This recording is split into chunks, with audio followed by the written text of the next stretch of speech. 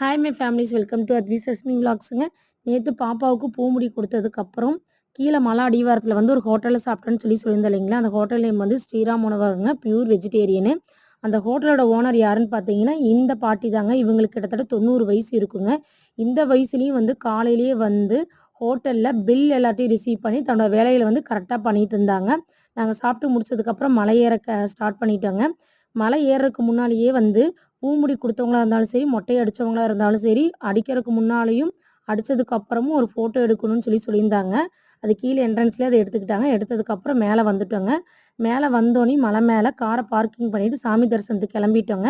இந்த இடத்துல பார்த்தீங்கன்னா, மக்களுக்கு வந்து கால் சுடாம இருக்கறதுக்காக தேங்காய் நார் மேட் வந்து கோயில் என்ட்ரன்ஸ் வரைக்குமே போட்டிருந்தாங்க. உள்ள வந்து என்னால வீடியோ எடுக்க முடியலைங்க. சாமி தரிசனம் வந்து பார்த்தீங்கன்னா, ராஜ அலங்காரத்துல இருந்ததுங்க. அவ்ளோ அருமையா இருந்தது சாமி பார்க்கறதுக்கு. நாங்க ஒரு 4, 5 டைம் வந்து சாமி தரிசனம் பண்ணிட்டு வந்தோங்க. Thank you friends.